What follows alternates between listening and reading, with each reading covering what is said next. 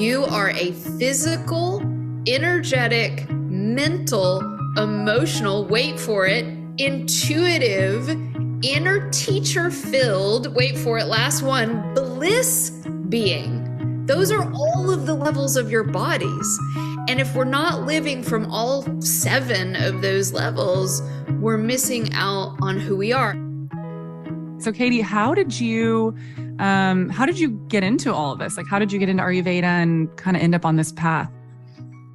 Yeah, I mean, I'm kind of the furthest you can get from Ayurvedic. I grew up Southern Baptist in Tennessee, a child of the 80s, and grew up eating probably like a lot of our listeners, like hamburgers and processed food, and got really into yoga in college, and found out that this incredible practice of yoga had this sister science that was all about healthcare and how to stay younger and literally the ancient teachings say juicy for as long as possible.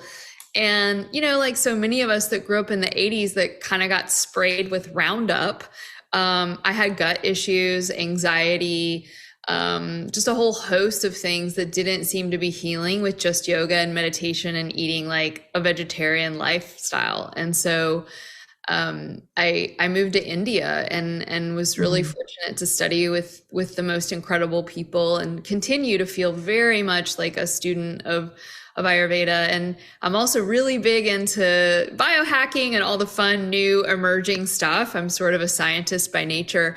But, you know, I was saying to my sister, who's sort of a foodie and nutritionist, we just keep coming back to Ayurveda because these principles really work. So the short answer is I came to Ayurveda because I was in a lot of pain and it helped me.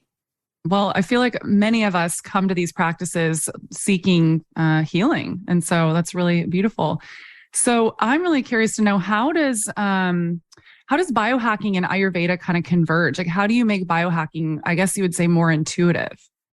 Very well said. Yeah, I actually just spoke at the biohacking convention and I was really honored to be invited. And I came up with a talk that said Ayurveda is the original biohack. And if we believe in reincarnation, I think that the people who are doing these cutting edge biohacks were probably ancient Ayurvedic people and yogis, because they're just doing so many of the same things, only they're using the vehicle of technology. That said, you know, one can get really obsessed about the details and forget about the bigger picture. And that's what I call the realm of the feminine. It is the realm of the intuitive. It's the realm of the body, the emotional. It is by nature the unconscious, and it is not often able to be measured in a scientific laboratory. And it often shows up in our dreams. And so this whole spiritual realm, I think more and more of us are becoming really awake to the fact that just taking the right supplements and doing the right biohacks isn't enough if we don't touch into the trauma or the emotion, or, you know, if you believe that this is a spiritual journey, to the karma, right? Like, what is it that I'm bringing with me that's made me the way that I am? And I think that's when things start to get really powerful and start to unravel. Yeah. And I feel there's this really large energetic shift that has been happening where more and more people have been waking up to this and have becoming more spiritual and trying to really tap into their intuition and their ancestral wisdom, which I think is really, it's a very important component of our overall health, because, you know, we can be addressing the simple biohacking things like the sleep and the food and all that. But if we're not addressing all the underlying stuff that's there, we're not going to make much progress. So that's really interesting that you said that. I want to dive into that, but before we really get started, for people listening that are really not aware of Ayurveda, can you kind of explain it for them? Yeah, like on one hand, Ayurveda is this, some say 5,000-year-old tradition from ancient India that was a convergence of thousands of years of people converging, different cultures, and it kind of all localized in India. And it was later became a lot of the influence of Greek medicine and Egyptian medicine and Roman medicine, and then it mixed with Chinese medicine. And so what's really cool about the roots is this really could be some of the roots of our Western medical system. And so on Wow. one hand, we want to like deeply honor India and the culture from which this comes. And then the ancient teachings of the Charaka Samhita actually say that Ayurveda will spread out into the future, and it should be adapted to the time and the place and the people in which it's being presented. Otherwise, it will become poisonous to them. And so Mm. what these old school yogis that were super wise were saying was like, hey, yo, you got to make this shit cool for people and digestible. Otherwise, people will hate it because they'll feel like so many of us feel in the wellness world overwhelmed, right? That it's not applicable to our lives. And so on the one hand, I like, lived in India, have the parasites, consider, so many beautiful people in India, my great gurus and teachers, and feel it's really important not to culturally appropriate. We need to always be kind of aware of that. But at the same time, Ayurveda means the science of life and the science of living and how to live a life with what you put your finger on just a moment ago, which, Courtney, was the absence of meaning in our modern technological lives, our industrialized lives that are so separate from the goddess of Ayurveda, which is the goddess of all of us, which is Mama Nature. Right?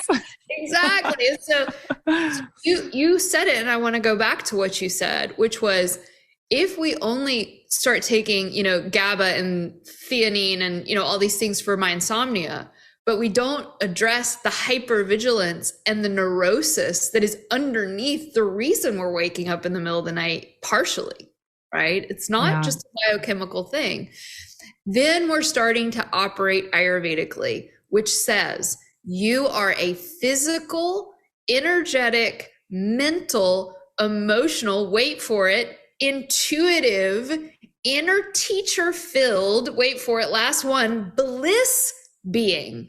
Those are all of the levels of your bodies.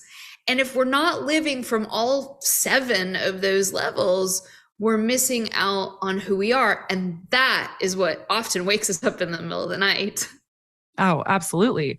I mean, I'm dealing with this right now. I've never really dealt with any sort of intense insomnia, and I'm dealing with it pretty heavily right now. And literally no herb under the sun that I'm taking is helping right now. And so I'm at a place where I'm trying to address it from an emotional and more spiritual sense, because there's something else going on there. Well, let me tell you, as someone who's struggled with insomnia since my 20s, I'm 42. You lick the floor of hell if you've known a lot of insomnia.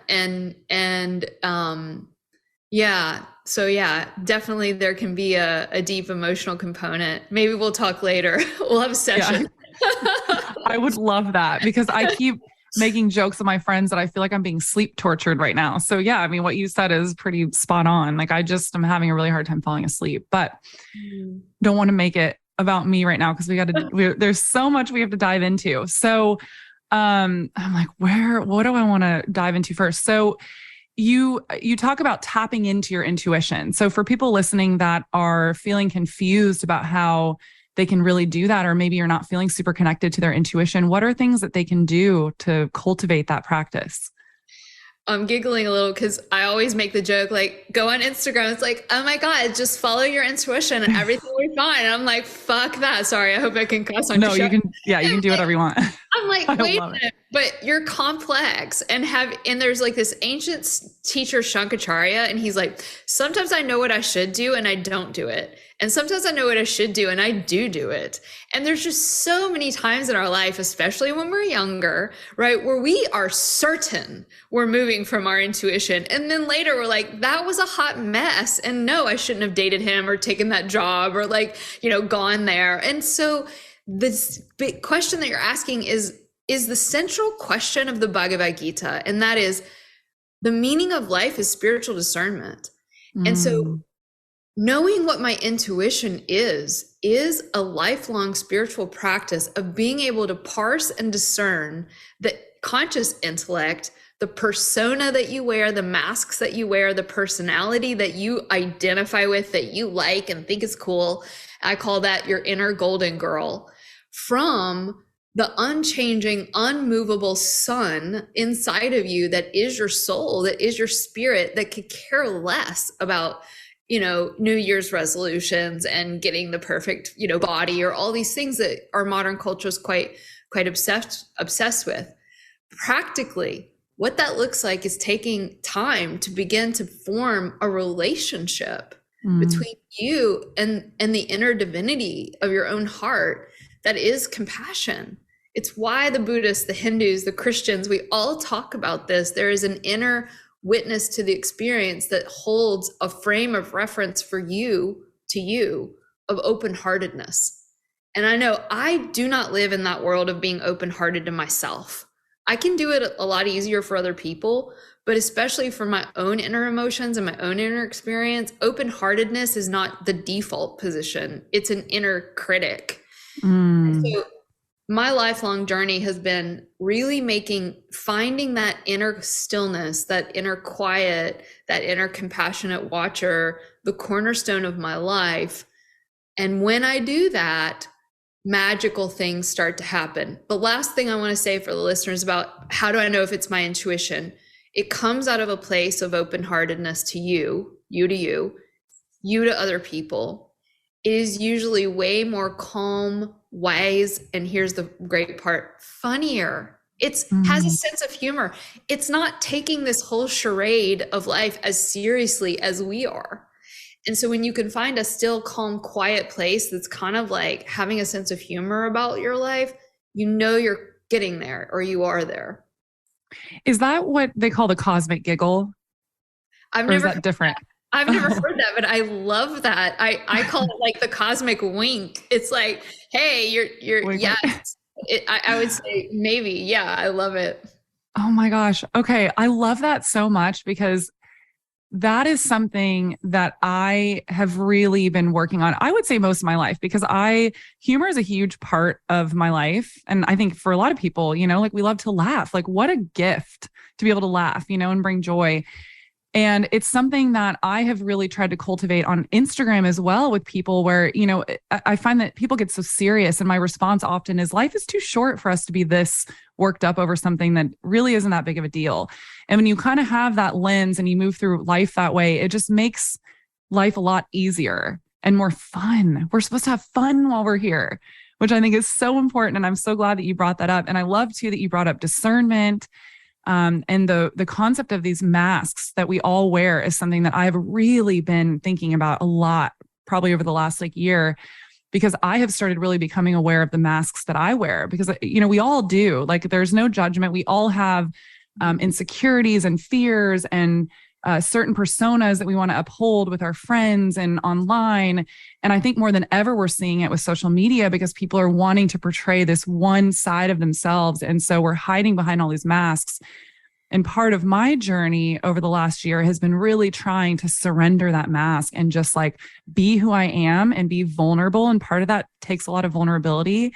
But I found that when you can surrender that mask and be more vulnerable with the people in your life, you cultivate such deep, amazing relationships that are so nourishing and connective. And I believe the true reason that we're all here on this planet allows us to be connected and realize that we're all here together on this planet at the same time for a specific reason. And it just helps kind of bring perspective to life, I think.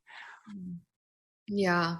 I mean, thank you. What a gift, your words. And vulnerability is the thread through which we feel like we belong to each other. And yet we're in the world of weirdness and duality, which is normal, right? And so there's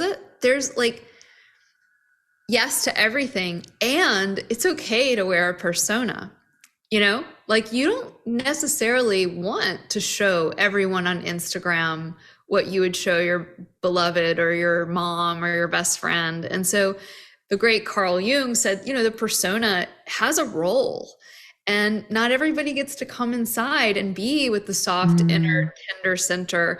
And yet we can acknowledge its existence and then we can sniff out who is really worthy of accessing that place, And so in this way, every part of you, even the part of you that does have a mask on, we all do, gets to be a part of the story. I love the way that you put that. And it also makes me feel a little better because I think I do have a bit of a an inner critic judgment around having that. No. And, if I were your big sister, which, sort of am, yeah, cosmically speaking, I would say, and you have a huge following, and not to make this a therapy session, but I too, as a person who's quote influencing, what's super important for all of us, if you have 200 or 200 million followers, is that there is an aspect of privacy that is actually what enables us to feel stable and secure. And so I think that a lot of the rise in anxiety and depression that we're seeing are, and studies show, right? They're directly related to that lack of feeling that there is a barrier between you and the world. Yeah. Yeah. That's so beautifully said. I really love that. So I want to dive more into, you kind of mentioned the realm of the feminine.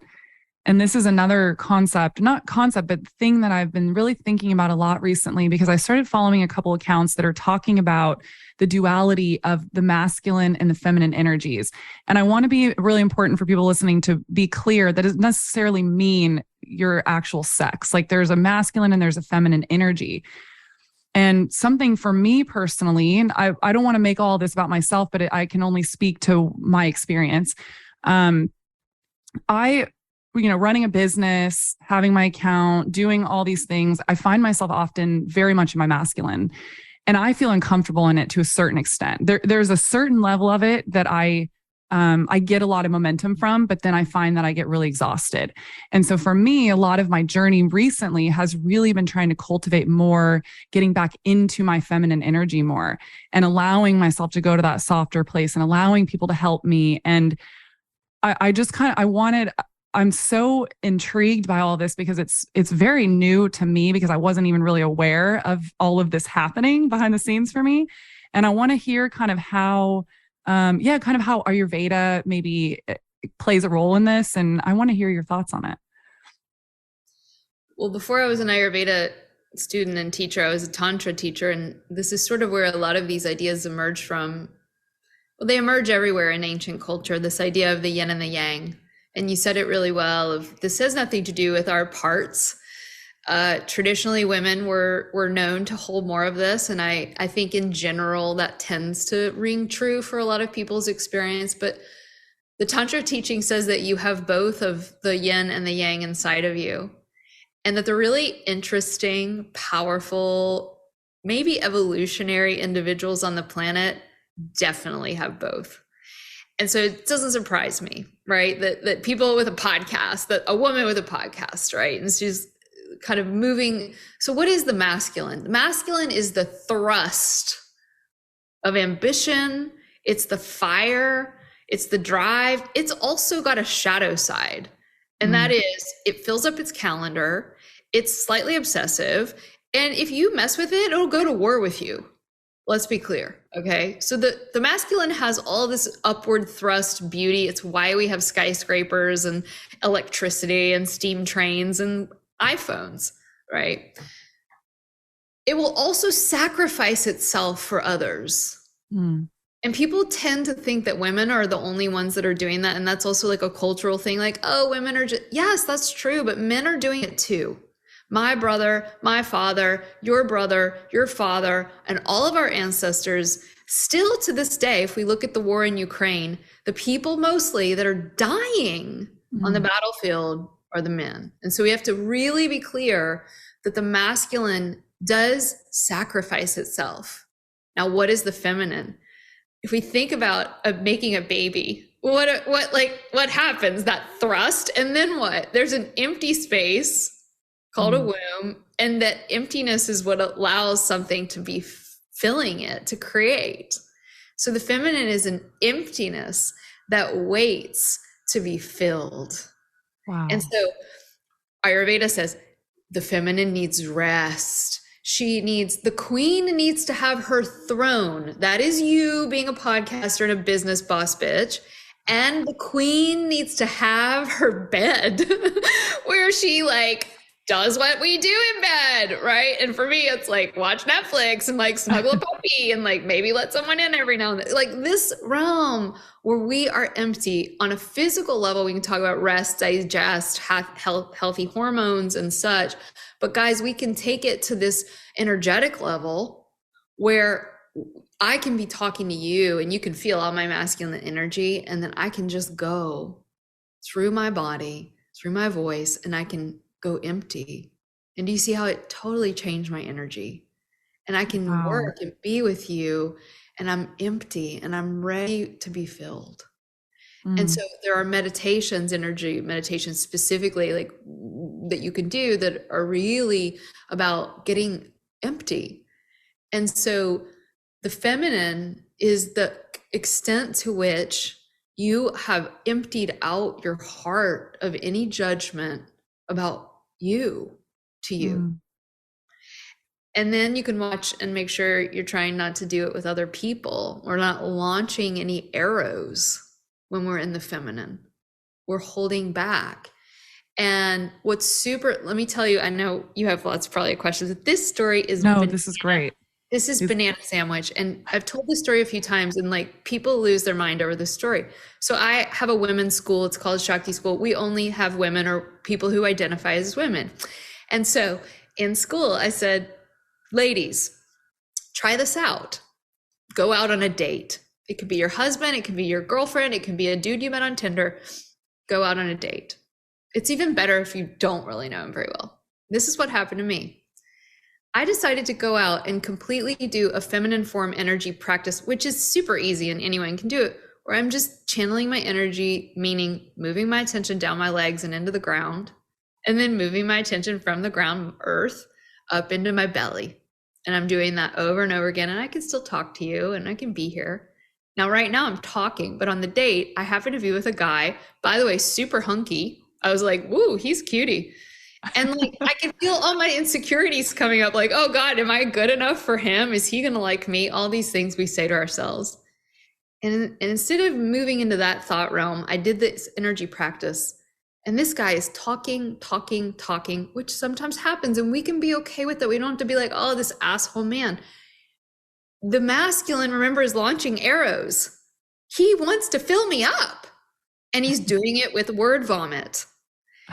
And so instead of being angry, which I used to be like, why is he vomiting on me and not asking me? And because a lot of times the feminine, we know how to ping pong back and forth. And when I say feminine, I mean me and my gay male best friend know how to do this, right?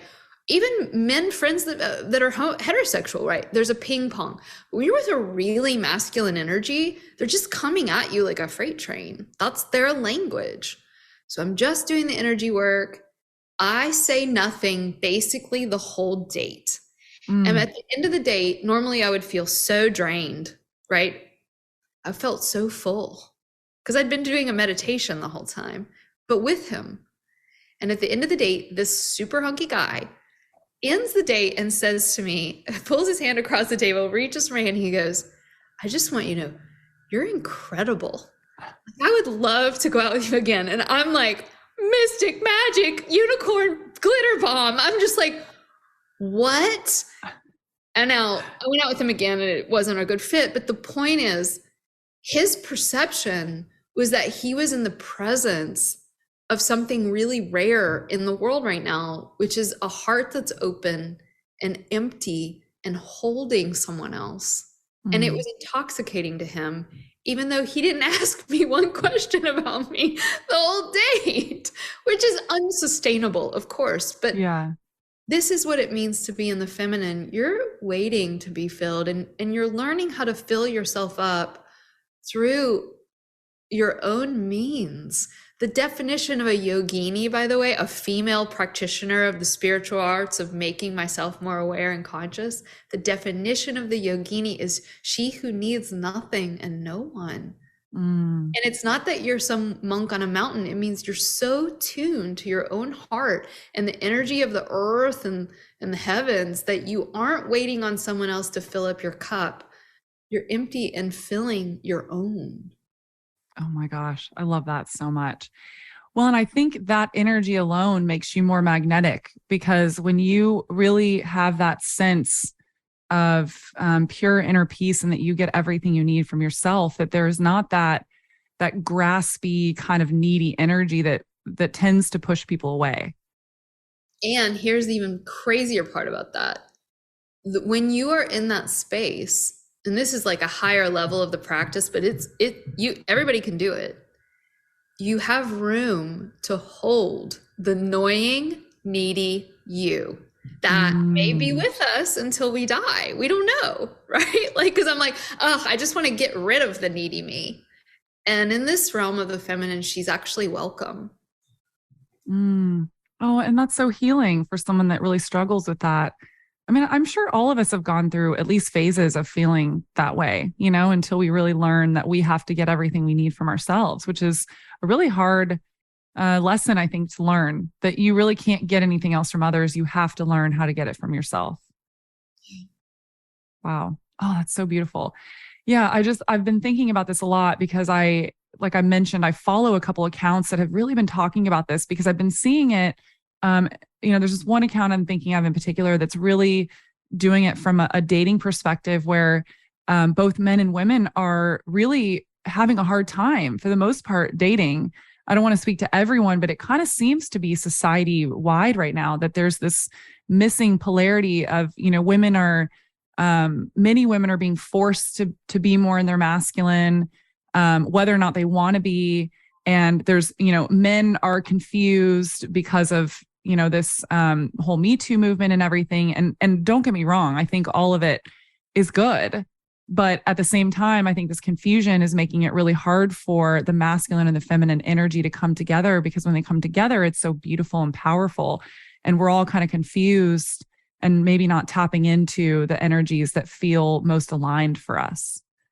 Yeah. And it's okay. It's okay to say, actually, it's not all good.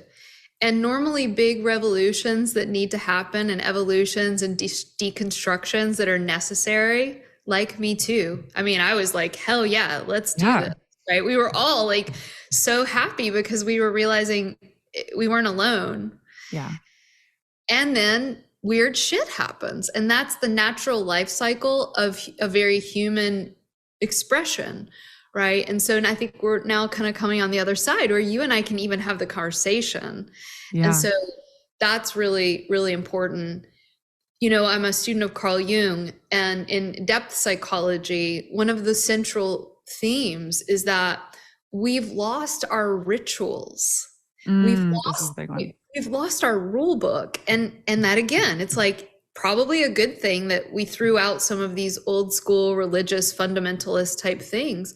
But in that, we also lost something where there was a clear delineation of like, this is a man and this is a woman. And now we're like, yeah, that doesn't really fit for us anymore. Great. Hallelujah. But yet those structures, especially the wisdom structures of our ancient foremothers and forefathers, especially of indigenous traditions, including white people.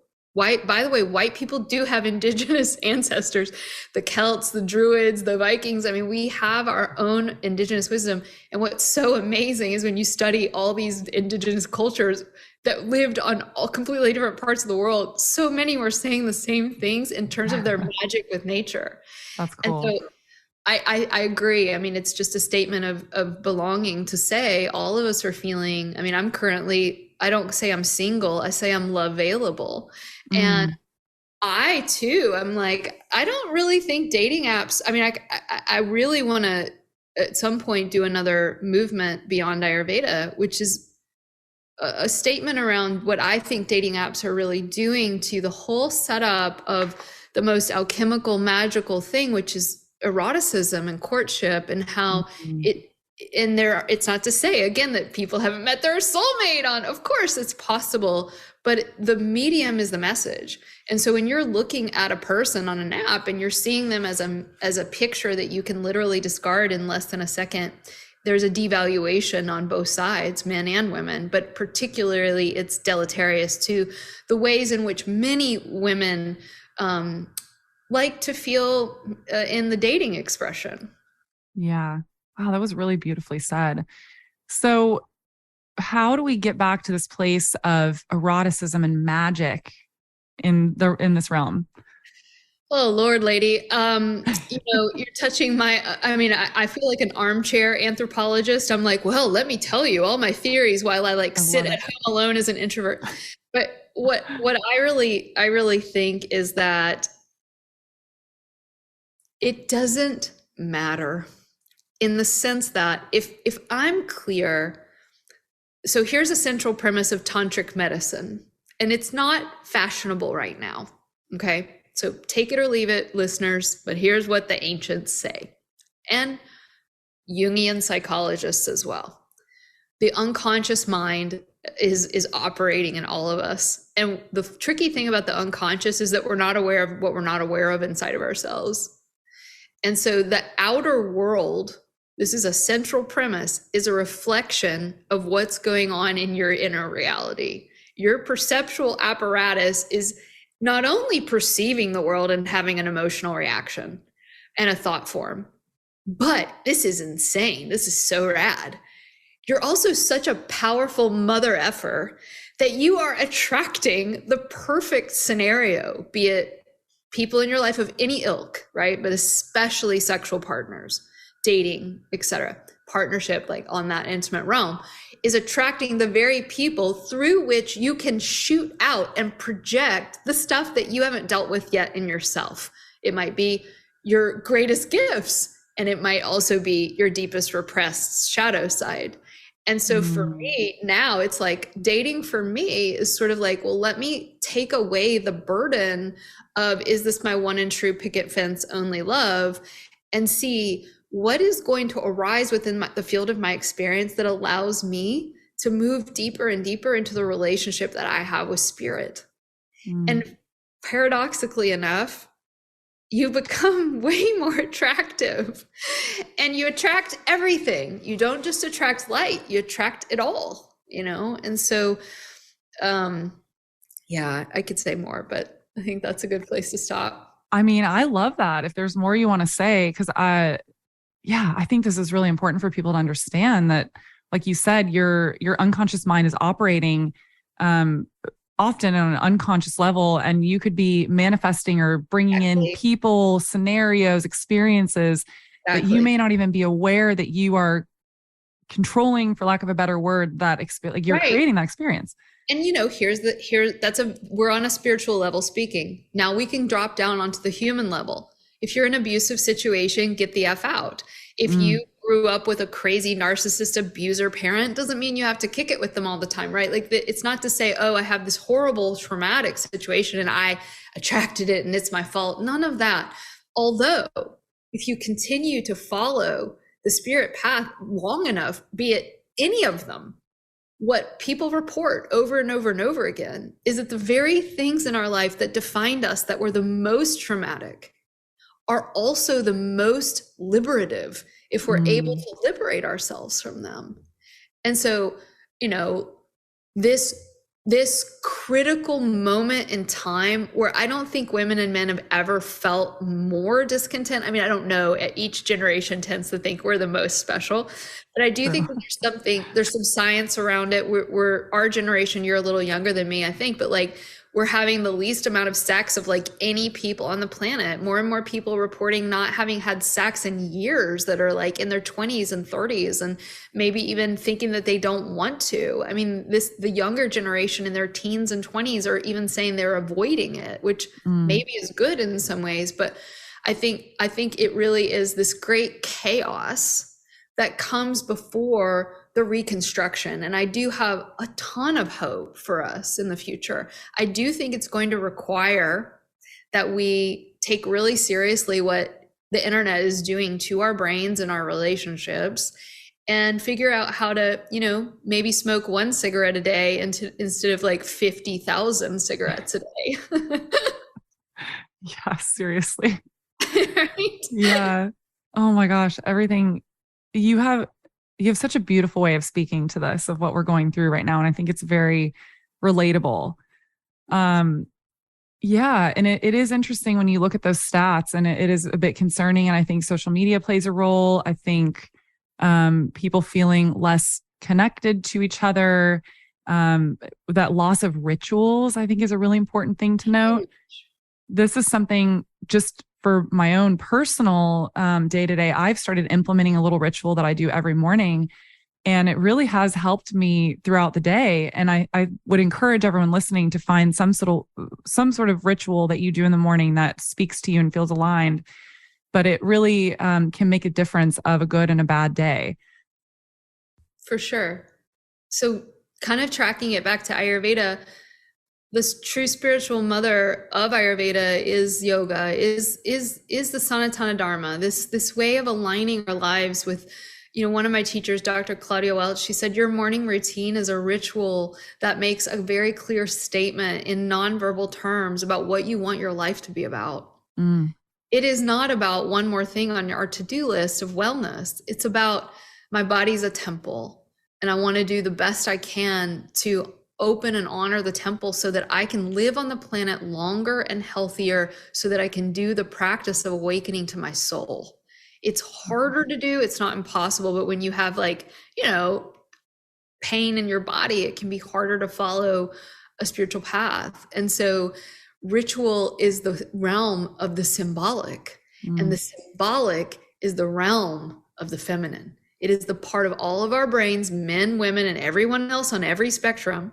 It is the part of our brains that is 100% not the intellect. It is nonlinear, it is nonverbal, it is not the intelligence that we are all we're really bloated in. And then we have this other side that's totally atrophied, that ritual and particularly symbolic life. One of my teachers says, not too long ago, our ancestors in the medieval times in Europe, I'm assuming you're European, but this is in every tradition. But I was like, oh, this is so cool to learn about medieval ritual. Our ancestors believed that there were gnomes and fairies that lived in the woods. Now, we can't go back necessarily there, right? They believed there were spirits that lived in their tools. And that when they would make something as a blacksmith, that the power of the spirit in the tools could be invoked by honoring the tool. And that the power of their ancestors, who were shoemakers or blacksmiths before them, through a simple ritual, they were connected with their ancestors and they were connected with the power of the tool. Now, what does that do? What it does is it de-centers your ego. It de-centers you, and it nests you within the whole realm of the ancestral world and the material world that also has the right to be here and has a spirit. And so I'm speaking of medieval Europe. Ayurveda says the same thing. When you travel down the road in India, there's a tiny little stone that represents the Shiva lingam, the masculine force of the phallus, right? There are rocks and stones and representations of symbols of the masculine and the feminine, of all the faces of the gods and goddesses. They're everywhere. In India, I took a little tut-tut, a little taxi. And I remember I paid him the money, and he did a ritual before he put it in his little cash box to Durga, the divine mother. We've lost that, especially as Americans and Westerners. And so this piece of, and we've lost the tradition of it. So what's the answer? You can go back to your tradition and save your own tradition from the bullshit that it should let go of, right? Or make your own new ones. And so I think that's a tall order, but it's what we're called to do. Yeah. And you said something earlier that is pertinent to this, which was, magic with nature. We've kind of lost in losing these rituals and our connection to the spiritual world, whatever your beliefs may be. We've lost this connection to nature, to Mother Earth. And this is something that I talk about a lot from, more of a food perspective, but there is a spiritual realm to that I think is really important, because the more disconnected we become from Mother Earth and our food and the soil, and just that there is something bigger going on around us, the more disconnected we become with ourselves and with our community, because we've lost that sense of connectiveness. And I think when you start to tap into that again, I mean, for me, like it sounds so simple, but it really started for me as going on daily hikes and just putting myself back in nature and realizing how much I was really craving just that reminder of just how small we are in this world, and how important it is just to get out in nature, and how important it is for your mental health, and not only your mental health, but just your overall well-being and your wellness. Yeah, I mean, that's a beautiful remedy. And Mother Nature's the master nervous system, and she's homeostatic. You know, she has moments of fight, flight, freeze, like we all do, but she's the master regulator of the nervous system. And so I want to just share with your listeners something that has been really helpful for me in regard to crafting routine and ritual. It's available. The realm of nature and spirit is available instantly. And I think that's really important, because we can feel so disconnected that we think we have to go on a yoga retreat or even go out on a hike, which I encourage us all to do, but it's always available. The teachings say that the divine is waiting for you, and you have to take the first step, but then the divine runs at you 1,000 steps. And so just stopping before we eat, putting the hand on the heart, or before I do the podcast, like, spirit, divine, you know, I say the word God because it resonates with me. Like, let me be of service to this moment, and let the ancestors move through me, and let me do honor even to the borrowed tradition of Ayurveda. Like use me. Just that tiny, I call it like this holy pause. Right now, I'll send it to my mom, so don't worry. She loves this, right? I talk about my mom on my podcast all the time. So I'm on vacation with my mom for 5 days, and I'm like, wow, that was a tall order to go hang out with your mom for 5 whole days straight. Like, all your shit's gonna come up. And I'm like, whoa, I was ready for this, right? And before we kind of started our journey, I just said, Mom, can we just, and I'm already feeling anxious, right? I'm like, Mom, can we just pause? And I want to just hear what your intention is for this trip.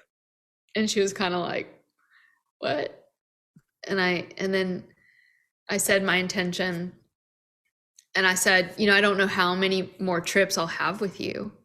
And I just want to be with you and want to know you more, who you are now. And then I thought I said this really beautiful thing.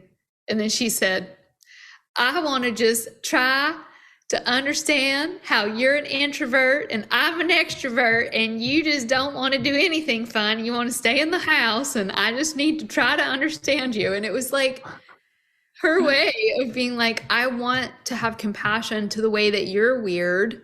And I want to have compassion to the way you're weird, right? And that little tiny intentional, one could call a couples ritual, it happened to be a mother-daughter, right, event, really shifted the whole tone of the experience together.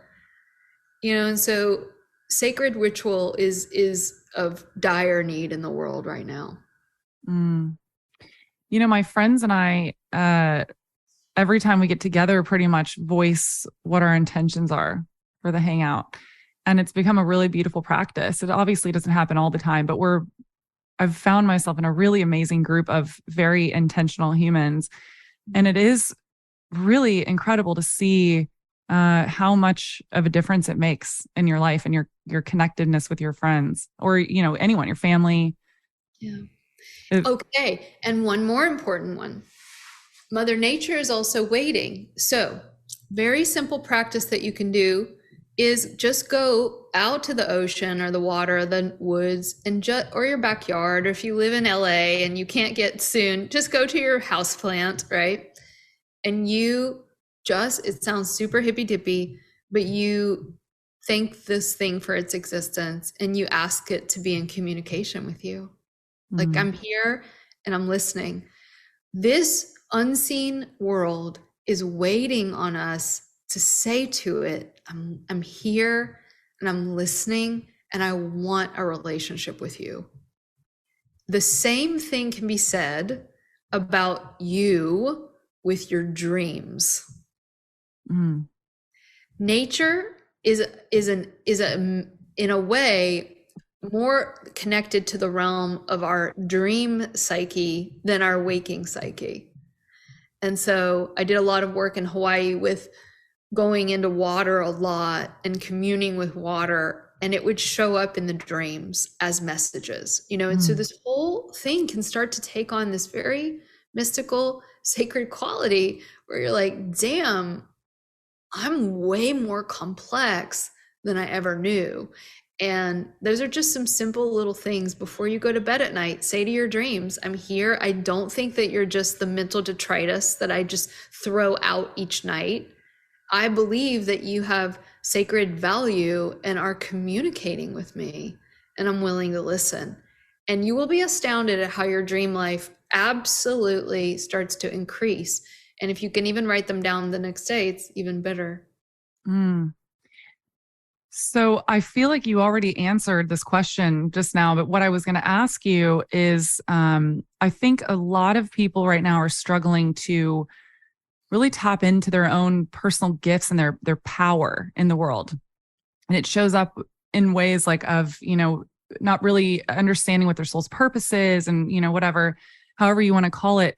So how would you say people tap into embracing their power and figuring it out? Would it be kind of what you were just saying, or are there other ways to do that? I think there's this idea that we're all going to figure out our soul's purpose, and then the clouds will open and we'll be like manifesting money and sex and abundance and beauty. And like, this is all fine. It's the realm of Lakshmi, like the goddess of love and abundance and sex and babies and bonbons and all of that. And that like the soul's what is my purpose? What is my purpose? And I think what can be more helpful rather than zero, because I think I'm somewhat, this is going to sound super haughty, but I'm somewhat of a master at being able to really hone in on people's purpose. I'm really good at cool. it. And over years and years of working with people one-on-one in our school, I've come to realize that that's like not super helpful to just tell people what their purpose is. It's almost like unconsciously a form of like,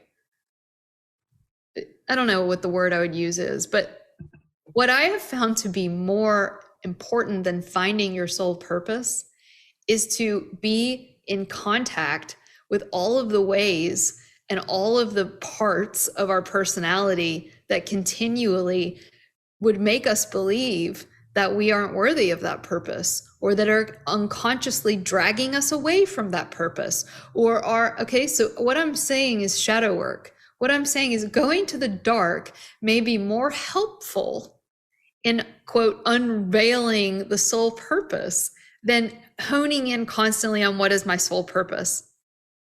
There are ways to get to our soul purpose through the pathway of light. So, what do you love to do? What would you be doing if you had all of the money in the world? That's going to give you a really good idea, like what you're kind of here for. And it might be like making beeswax candles, or like taking care of old people in a retirement center. Like, it doesn't mean being famous or being big or known, right? And so there are light-filled ways of working with it. But I've found that getting rid of not getting rid of, but being aware of what is actually in the way of that already happening can liberate the thing that you mentioned, which is power. We need a lot of personal power to be able to do this work in the world. And so if we're carrying around all this repressed stuff that is very intent on keeping it in the darkness, it's going to be really hard to do that purpose. And so what does that look like practically? It looks like get a really great therapist, right? Like spend the money on that, join communities like ours. It's not to sell my course, but get in any kind of coursework where you are being deeply prodded and inspired to open up your perspective outside of that which you are being fed by the news media and social media and the parents that you grew up with and the culture that you lived in. Get in communities that foster greatness and foster individuality of all beings. And in that context, we need support. That's the community aspect. And then the last missing piece is have some kind of daily practice. It could be go do your Catholic church, go to your Jewish synagogue, get down on your yoga mat. For me, it's waking up, and I have a non-negotiable. Every morning I wake up, I read my spiritual books, and I meditate, and I write down my dreams, and I attempt to work with them, and I meditate. That is the way that I am tuning in to that proclamation of what I want my life to be about. And here's the other thing, I just could talk about this forever, as you can see, but what I just want to share with people so badly is that it can change a lot over a lifetime what you're meant to be doing. Every single day is an opportunity to interface with other beings and yourself that is going to reveal to you all your emotional triggers. With help, we sometimes need if we've had a lot of trauma, and that's most of us, right? We can learn to digest that stuff, and the purpose is revealed through that initiation daily. Does that make sense? It's just not so simple as just figuring it out. Yeah, no, it makes a lot of sense. And I think it's hard. We can only give people guidelines on how to, kind of navigate this, but ultimately it comes back to what you were saying earlier, where ultimately you have to develop a deep relationship with yourself and really get to know you. And then you will learn that you have the answers, but you have to cultivate a very deep relationship with yourself and be willing to look at the shadowy parts and look at the dark parts and address the traumas.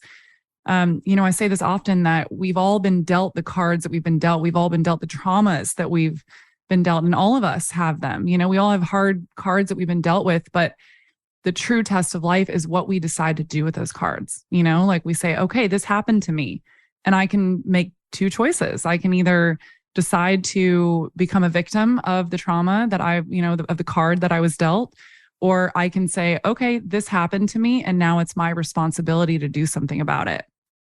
And I think that's a big piece of it, is learning to love all parts and all sides of ourselves, and addressing the traumas that we have, and learning how to have kindness and compassion for ourselves, and learn how to quiet that inner critic, and learn to love ourselves. What can also be beneficial to that journey you spoke of is, and this is very, very important in Ayurveda and many religious traditions, is not to have a guru like, ew, gross, right? Like, we're beyond that time. We're not interested in just blindly bowing to people and giving away the power. But to have a wise person, maybe an elder in your life, who can act as a helpmate to you, seeing the parts of yourself that you're unaware of, I think can be, for my own journey, I wouldn't be sitting in front of you if it weren't for my mentor and my teachers. I meet with my mentors and teachers 2 and 3 times a week. I just pray God keeps blessing me with enough money to afford my therapists, right? And I don't have shame around that, because we say that word therapy as if we all have, I don't even like the term mental illness. It's complete crap. Nobody has, there are people with legitimate mental illnesses, right? But most people are just freaking out and anxious for very reasonable reasons. It's a completely natural response. If you put a mouse in a maze and feed it shit and, cocaine, it's going to act like a crazy mouse. Like, that's what's occurring. Like, I really want to spread that message that we don't have a mental illness. We have a natural response to a society that has lost symbol. It's lost its connection to nature. It's lost its eldership and indigenous roots. Most of us, especially, in Australia, Canada, the United States, but all over the world now, we've been ripped from our motherland. When you're ripped from your motherland, it causes you to forget your ancestral stories. These are natural responses. And so to have a mentor, an elder, it can be your grandmother, it can be your therapist, it can be your teacher, but to have someone, especially those of you who are listening that are younger and even older, but especially young people, that can hold you and mirror back that which you're unaware of. Because even if we have all the good intentions in the world and we're all fired up and we want to bust through our limiting beliefs and just choose the path of goodness, like sometimes it's really hard. And so having support is super, super valuable. And hopefully, you know, what a great mentor will do is they'll support you in you being able to find and access that internal teacher. Mm. That was really powerful what you just said. Thank you for sharing that. Before we go, is there anything else that you feel is very pertinent for people to know about Ayurveda, about modern times that we're living in, really anything that you find helpful? I've said so much. I just want to end by saying, Courtney, to you with your Realfoodology that I did a little light cyber stalking of this morning, you know, you're a closet Ayurveda goddess in disguise. You are a yogini in disguise. You are doing goddess God work on the planet because you are ripping the Band-Aid off and you are bringing truth serum to what is going on in the food industry.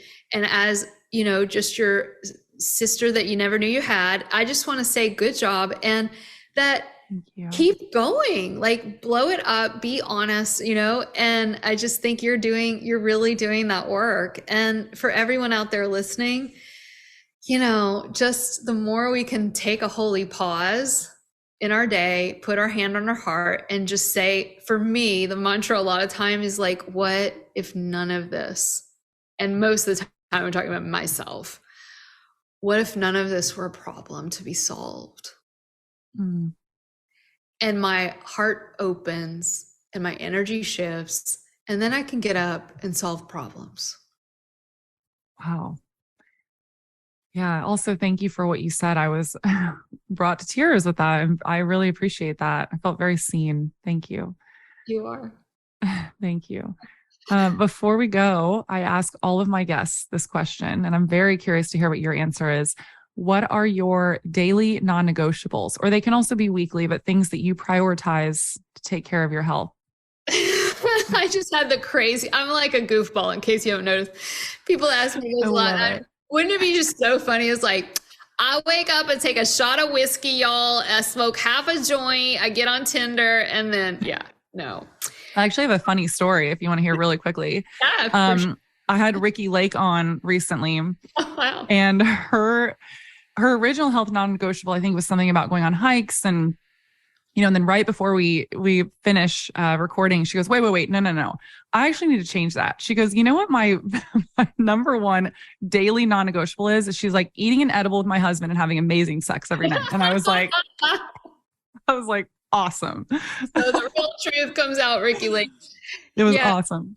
My non-negotiable, I already shared with you. And, you know, unless I'm really sick or it's, you know, I try to also break my own rules. So like one day I'll be like, fuck it, man, I'm not going to meditate. And I do that as a spiritual practice because I'm so disciplined. You know, Gabrielle Roth says you have to be really disciplined to be a free spirit. And so my discipline is, that morning thing, you know, of just sitting down and trying to open my heart into a creative force that's bigger than me, and getting my heart right with God, as we say, like in the Christian tradition, you know, and then asking to be used. And then I'll tell you, there are some days when I am cray inside, where I have so many thoughts and worries and, you know, resentments and all that storm. And to be able to really be with myself in that, not just when I'm feeling good and feeling peaceful. That's been really powerful, that morning meditation. There's a reason why the Ayurvedic texts say that if you want to change aspects of your childhood, meditate in the morning, because it is the birth of the day. And if you're afraid of death, meditate at night, because it's the death of the day. And so, want to work out your childhood issues, meditate in the morning. It's by a lot of us. It's definitely me. Yeah, all of us. So that speaks to me. Well, please tell everyone a little bit about Shakti School and where they can find you. Thank you. Yeah, we have a website, theshaktischool.com. We run a yearly once a year. We start on January 18th, 2023. We have a school for women and people that identify as women. And so we're an Ayurveda certification course, but really I call it like Lady Life Good Witch School. We're all about wise women's traditions from all over the world. And we have 15 different teachers from different disciplines, primarily with an Ayurvedic lens, but also Western medical doctors on staff who are kind of coming together with ancient medical or Ayurvedic medical wisdom. So they can find us there. We're on Instagram, the Shakti School. And yeah, we hope that any of you that resonate, just come join us in January for a year. I want to join. We'll have to talk about this later. Oh my God, I want you there, Mama. You would love it. You would have so much content for like 20 years. I believe it. I believe it. We'll have to talk. Cool. Thank you so much. I really enjoyed this episode. It was awesome. Conversation. You're a dear. It was so easy to be with you. Thank you. Thank you. You too.